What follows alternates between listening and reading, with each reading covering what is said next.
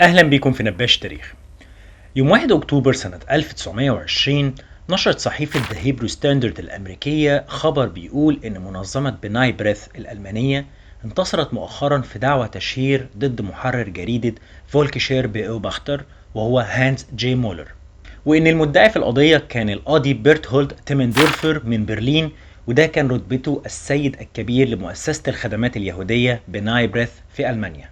تيمندورفر اتهم مولر قدام المحكمة العليا في ميونخ بطباعة مقال تشهيري فاضح اتهم فيه مؤسسة بناي بريث بأنها غير وطنية، وإنها بالتعاون مع منظمات بناي بريث اللي في إنجلترا وفي فرنسا حرضوا على الحرب الأخيرة ضد ألمانيا.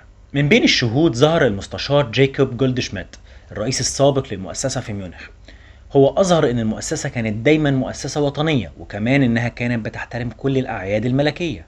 وقرأ جولدشميت الدستور التأسيسي للمنظمة علشان يثبت إن نشاط المنظمة مقتصر على الأنشطة الإنسانية والخيرية. ولما المتهم مولر فشل في تقديم أي دليل لإثبات تشهيره أو إثارة أدنى شك في ولاء المؤسسة، اتحكم عليه بالسجن لمدة 50 يوم أو إنه يدفع غرامة قيمتها 500 مارك ألماني.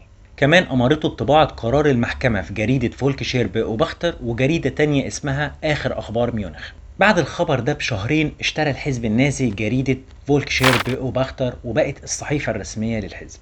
الخبر ده بيدينا صورة عن جمهورية فايمار اللي كانت موجودة ما بين الحربين، إن على الأقل لو هي ديمقراطية ناشئة ومش مكتملة، بس على الأقل كان في فرصة لجهة ما إنها تقاضي جهة تانية بتهمة التشهير وتاخد حقها حتى لو كان الجو مشحون بالكراهية. وكمان بيدينا الخبر فكرة عن اختيار النازيين لصحيفة معادية للسامية تبقى ناطقة رسمية لأخبارهم وأفكارهم.